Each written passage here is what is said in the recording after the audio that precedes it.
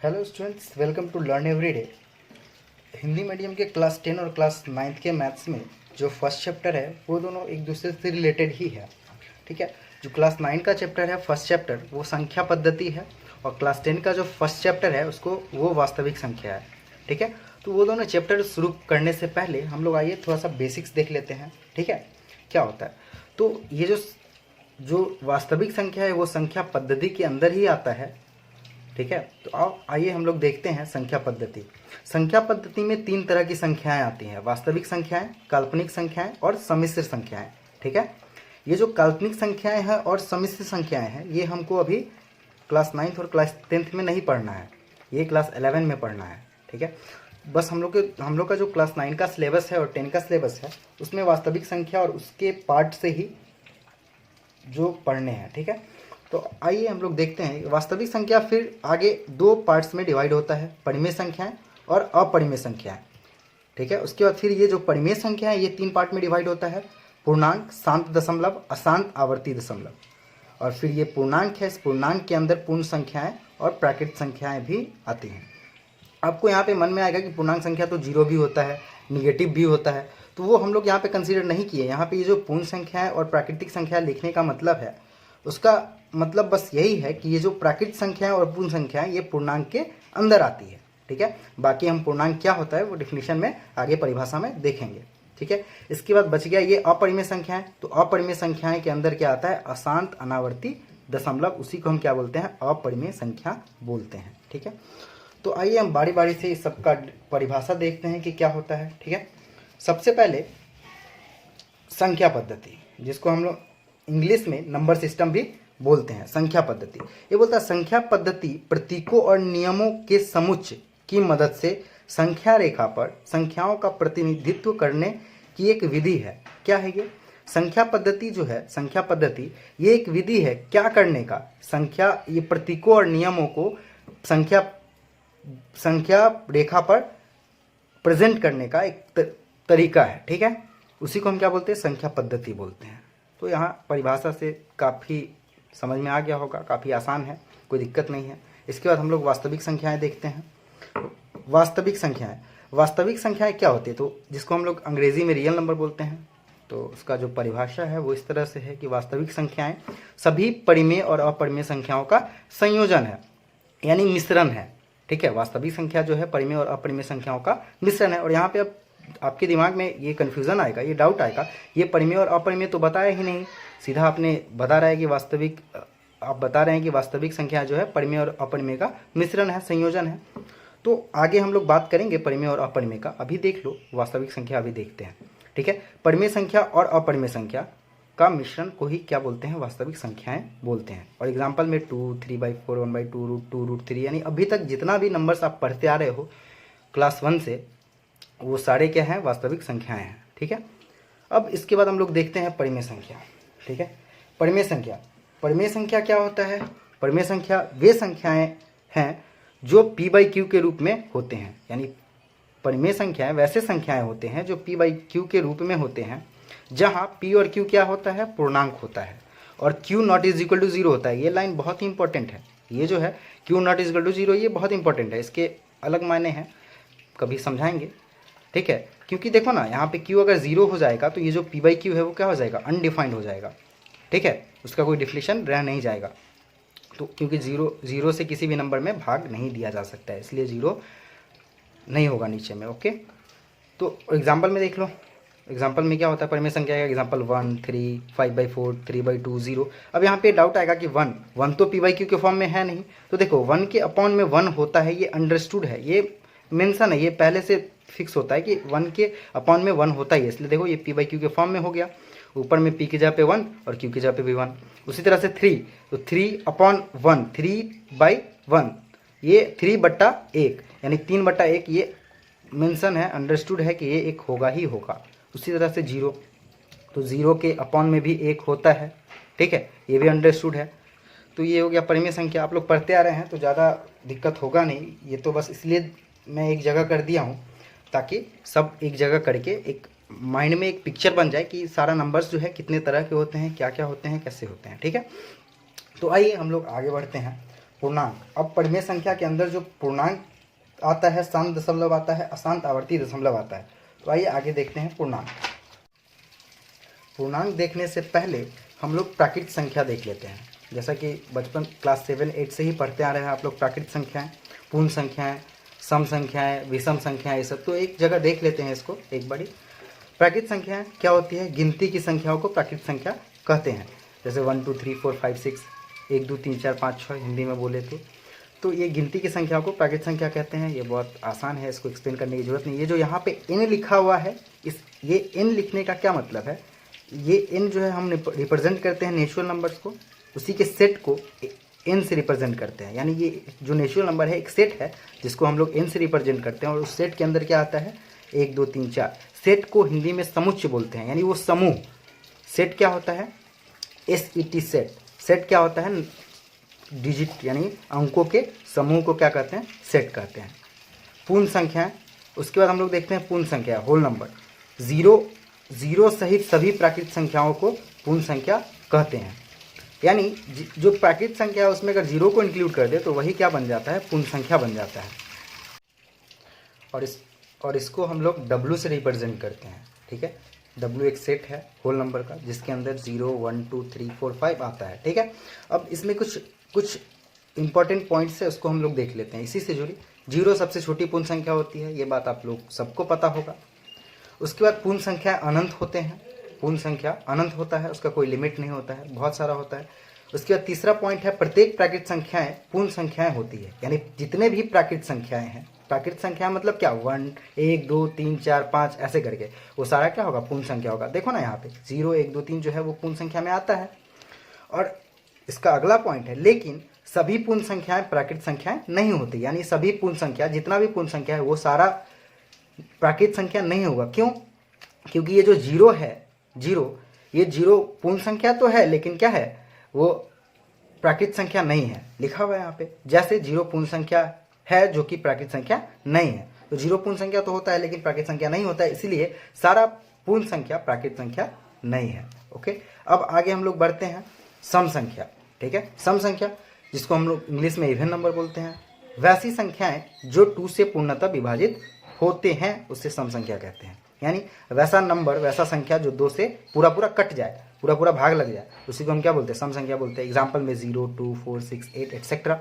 उसके बोलता है कि विषम संख्या। विषम संख्या क्या होता है? इसको हम लोग ऑड नंबर बोलते हैं इंग्लिश में। वैसी संख्याएं जो 2 से पूर्णतः विभाजित नहीं होते हैं उसे विषम संख्या कहते हैं। वो उसमें आता है 1 3 5 7, यानी कि जो 2 से पूरा न कटे उसी को हम लोग विषम संख्या बोलते हैं।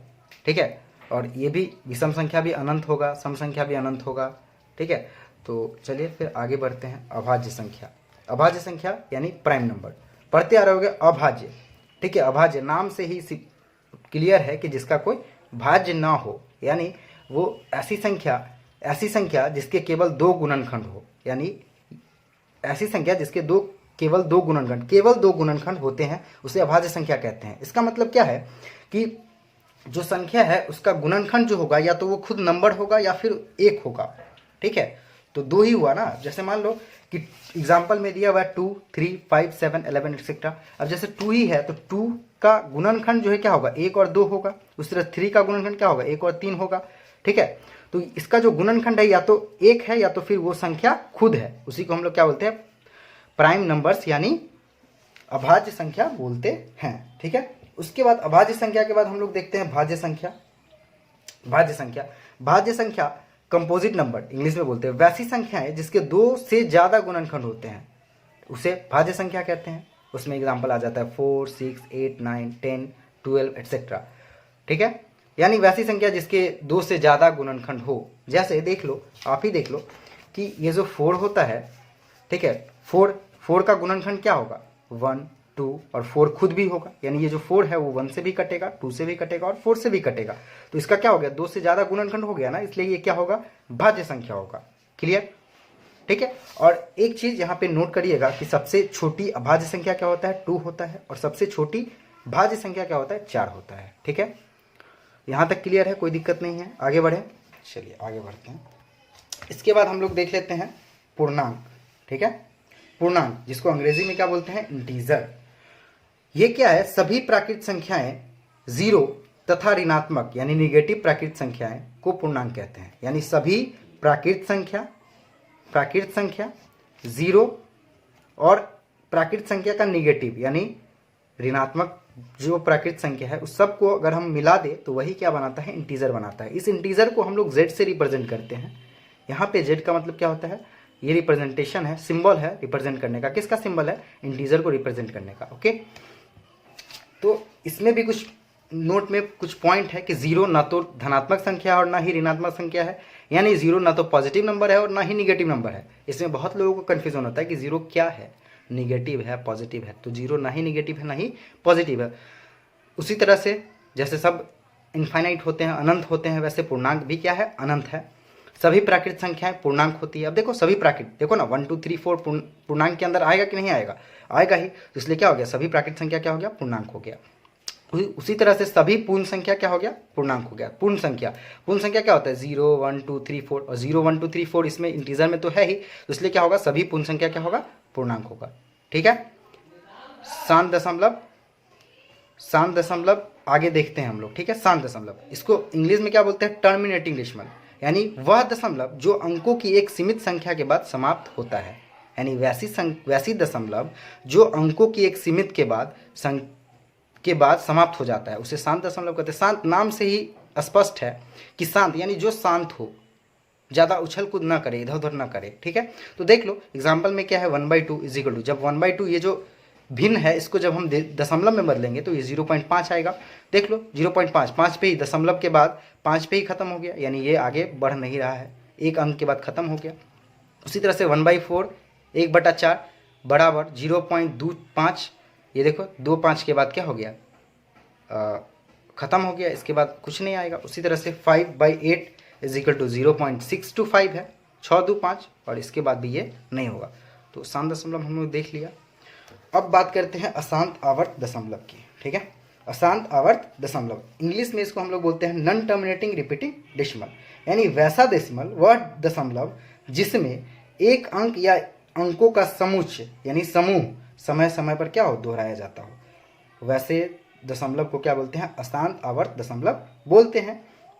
उसमें एग्जाम्पल में पहला देख लो, 2/3, जब हम इसको 2/3 को जब हम दशमलव में बदलेंगे तो 0.666 ऐसे करके इनफाइनाइट अनंत तक आएगा। तो इसको हम कैसे दिखाएंगे, ठीक है, 0.6 बार, इसको बार बोलते हैं, 0.6 बार से रिप्रेजेंट करेंगे इसको। ठीक है, वैसे ही 3/11, इसको जब हम दशमलव में बदलेंगे तो 0.2727 डॉट डॉट डॉट ऐसे करके आएगा, अनंत तक आएगा। भाग करके देख लेना, भाग करके क्या दिखाऊं इसमें, मैं थोड़ा वीडियो लंबा हो जाएगा इसलिए भाग करके नहीं दिखाया, बेसिक्स है, बस ये सब चीज़ों को एक जगह इकट्ठा करके दिखा रहा हूँ ताकि एक पिक्चर दिमाग में बन जाए और कभी कन्फ्यूज़न ना हो। उसके बाद देख लो 1/999, उसको जब हम दशमलव में बदलेंगे तो 0.01001 आएगा, 0.001001। यहाँ पे देखो 001 क्या हो रहा है, रिपीट हो रहा है ऐसे ही बार बार। तो हम क्या करेंगे, 0.001 जो है दशमलव के बाद उस पर क्या करेंगे, बार लगा देंगे। ठीक है, तो यहाँ पे अशांत आवर्त दशमलव देख लिए हम लोग। अब हम बात करते हैं अपरिमेय संख्या का। ठीक है, अपरिमेय संख्या जिसको इंग्लिश में क्या बोलते हैं, इरेशनल नंबर बोलते हैं, यानी वैसी संख्याएं जो अशांत तथा अनावर्ती दशमलव के रूप में व्यक्त की जा सकती है। वैसी संख्या जो अशांत हो, मतलब कि जो शांत ना हो, अशांत हो मतलब अंत तक जाए।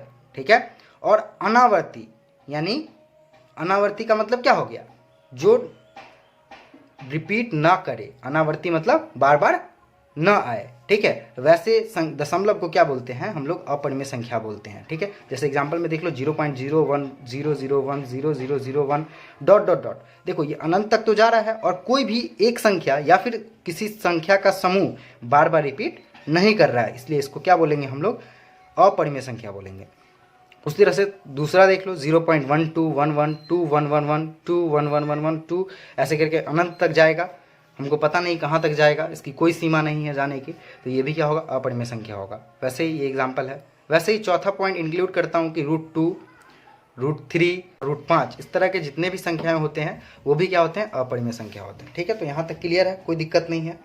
चलिए आगे बढ़ते हैं। अब एक और पॉइंट बच गया है, आज का लास्ट पॉइंट। ठीक है, अशांत अनावर्त दशमलव जिसको इंग्लिश में बोलते हैं non terminating non repeating decimal, यानी वह दशमलव जो अंतहीन रूप से जारी रहता है, यानी जिसका कोई अंत नहीं होता है, उसको हम अंतहीन बोलते हैं। तथा अंकों का कोई समूह अंतहीन रूप से दोहराता नहीं है, यानी जो अंत तक कोई भी शब्दों व अंकों का समूह जो होगा वो दोहराएगा नहीं, यानी बार बार नहीं आएगा। वैसे दशमलव को हम क्या बोलते हैं, अशांत अनावर्त दशमलव कहते हैं। जैसे एग्जाम्पल में 0.01001 0001 ऐसे करके। दूसरा एग्जाम्पल में देख लो तो 0.02 002 0002, फिर तीसरा एग्जाम्पल 0.15 115 1115 ऐसे करके, ठीक है। तो इस तरह के दशमलव को हम क्या बोलते हैं, अशांत अनावर्त दशमलव। तो चलिए आज तक की जो वीडियो थी, जो जानकारी थी, यहीं तक थी। अगर आपको ये वीडियो अच्छा लगा है तो लाइक कर दीजिएगा, चैनल को सब्सक्राइब कर दीजिएगा और शेयर भी कर दीजिएगा, ताकि जो भी 9th के बच्चे हैं वो देख पाए, ठीक है। यहाँ पे इस चैनल पे मैं 9th से जुड़ी सारी मैथ्स की जो चैप्टर्स है, चाहे ठीक है, उसके कलेक्शंस, यानी बिहार बोर्ड हो गया, हिंदी मीडियम, जो बिहार बोर्ड, यूपी बोर्ड, जितने भी बोर्ड हैं हिंदी मीडियम के, उससे वीडियोज़ आपको यहाँ पे मिलते रहेंगे। तो चैनल में बने रहें। Thank you.